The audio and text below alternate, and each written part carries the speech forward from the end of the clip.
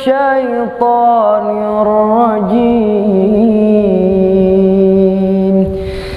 Bismillahirrahmanirrahim.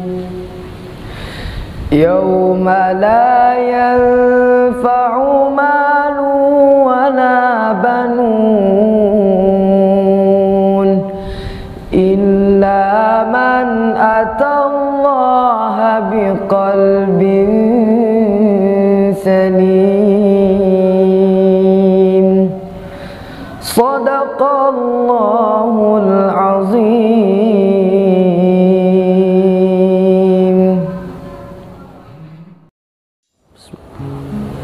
Assalamualaikum warahmatullahi wabarakatuh. Alhamdulillah wassalatu wassalamu ala Rasulillah Muhammad ibn Abdillah wa ala alihi wa sahbihi wa mawalah. Amma ba'du.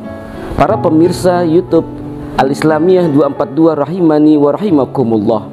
Pada kesempatan hari ini Al-Fakir ingin mengadakan reorientasi, meninjau ulang, melihat kembali tentang tata cara beragama kita selama ini. Apakah sudah sesuai dengan apa yang Allah gariskan dalam Al-Quran dan yang Rasulullah contohkan dalam sunnahnya?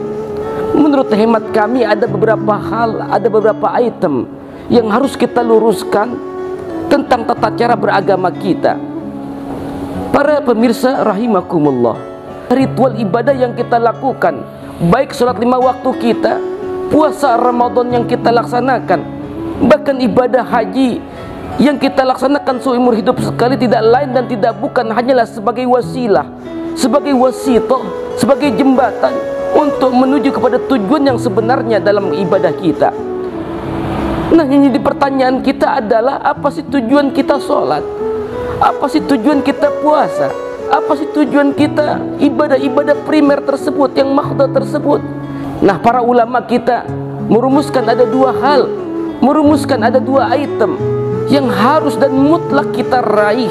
Dan mohon maaf, apabila 2 hal tersebut kita tidak raih, maka gagallah ibadah kita selama ini. Na'udzubillah wa iyadzubillah.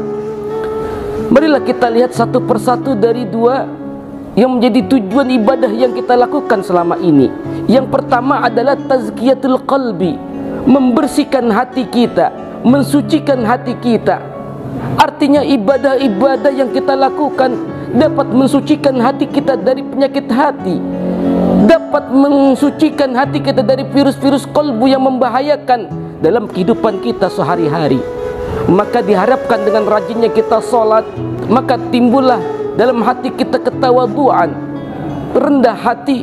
Dengan rajinnya kita puasa Ramadan, timbullah dalam hati sifat pemaaf.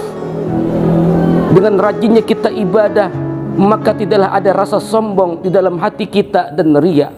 Maka dalam kitab At-Targhib wa Tarhib buah penal Imam Zakiyuddin Al-Mundhiri, di situ diterangkan dalam hadits qudsinya Nabi SAW, salah satu ciri-ciri ibadah yang diterima oleh Allah Subhanahu wa taala adalah walam yastatil biha ala khalqi, yang ia tidak menampakkan, menyombongkan dirinya dalam ibadahnya di hadapan makhluknya. Artinya adalah ibadah yang ia lakukan semata-mata karena Allah Subhanahu wa taala. Ibadah-ibadah yang dia lakukan tidak menyombongkan dirinya di hadapan makhluknya. Maka di sisi lain, hari di mana tidak lagi pertolongan kecuali pertolongan Allah, tidak ada lagi perlindungan kecuali perlindungan Allah. Dalam Al-Quran dikatakan, yauma la yanfa'u malun wala banun illa man atallaha biqalbin salim. Hari di mana tidak lagi manfaat harta kita, tidak lagi bermanfaat anak keturunan kita, kecuali mereka yang datang di kehadiran Allah dengan membawa hati yang suci, hati yang jernih. Kemudian yang kedua adalah tazyinul adabi, mempercakap, memperindah akhlak kita. Artinya ibadah yang kita lakukan, hakikat ibadah yang kita laksanakan, hendaknya mampu memperindah, mempercakap akhlak kita dalam kehidupan kita.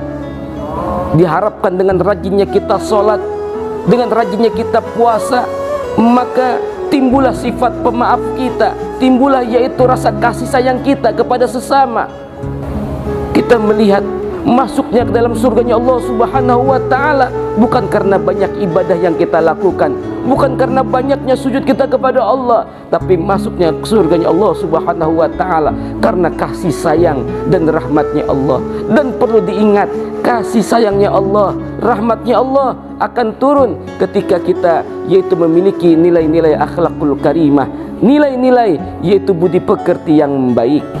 Oleh karenanya, kesimpulan pada kultum pada hari ini yang pertama adalah dengan ibadah yang kita lakukan, hakikat ibadah yang kita laksanakan hendaknya mampu membersihkan hati kita dari virus-virus kolbu yang membahayakan dalam kehidupan kita. Kemudian yang kedua adalah dapat memperindah, mempercakap, memperhias akhlakul karimah, budi pekerti kita dalam kehidupan kita. Mudah-mudahan kita menjadi finalis-finalis Ramadan dan kita termaktub dari golongan manusia-manusia yang mendapatkan sertifikat yaitu la'allakum tattaqun dan mendapatkan piagam yang terukir qad ghufira lahu ma taqaddama min dzambi, dihapuskan segala dosa dan noda kita, dan kita melaksanakan ibadah-ibadah di hari yang fitri itu bagaikan bayi yang keluar daripada kandungan ibunya, tak ada dosa dan noda. Cukup sekian dari kami. Wassalamualaikum warahmatullahi wabarakatuh.